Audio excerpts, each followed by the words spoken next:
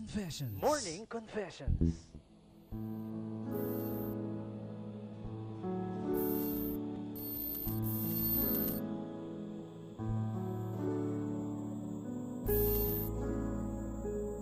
One 107.1 News FM Olongapo. Basta radyo, ipandera mo!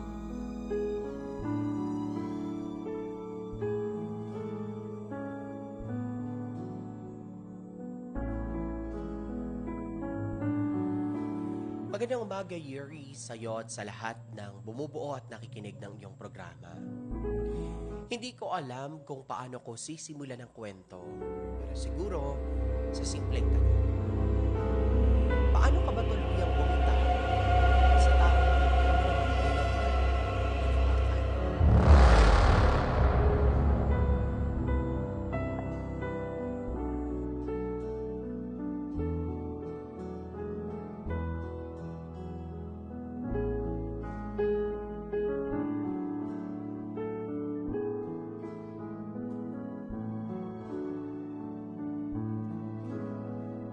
May nakilala ko, Yuri, si Ken.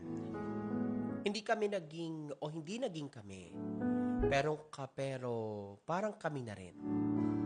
Araw-araw kami magkausap, araw-araw kaming magka-chat, araw-araw kami magkasama. Halos umaga hanggang gabi.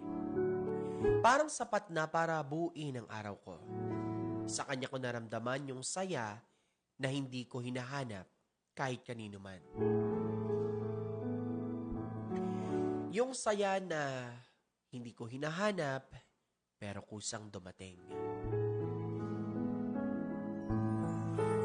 Pero may isang bagay akong hindi alam noon.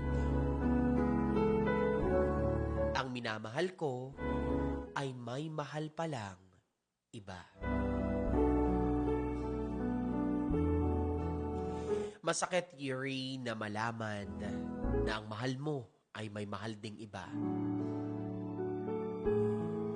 Hindi niya agad sinabi yon sa akin hanggang sa ako na mismo ang nakaramdam na may mali.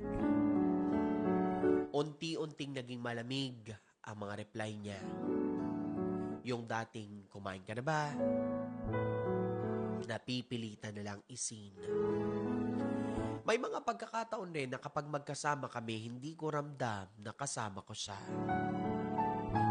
Hanggang isang gabi, siya na rin ang naglakas loob na sabihin sa akin ang totoo.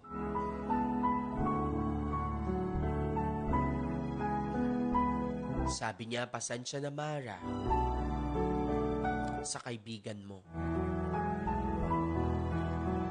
na si Maripe.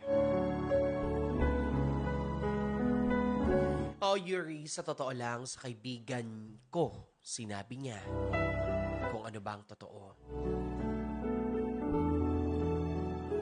Na binabalikan niya o nagkabalikan sila ng ex niya.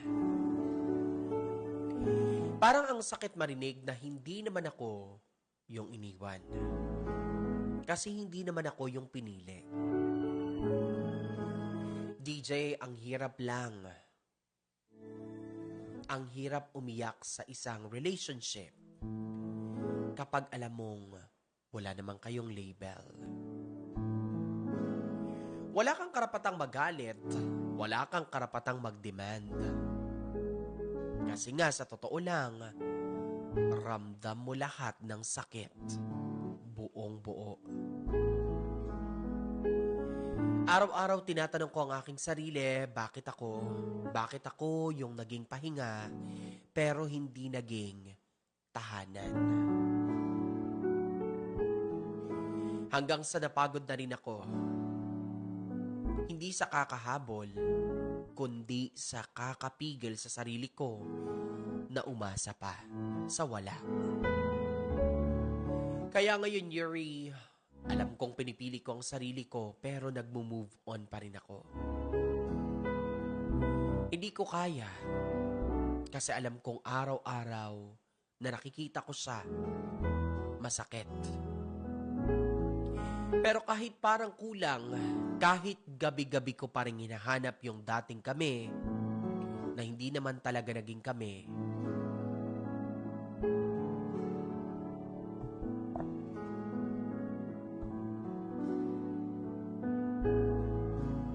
masakit.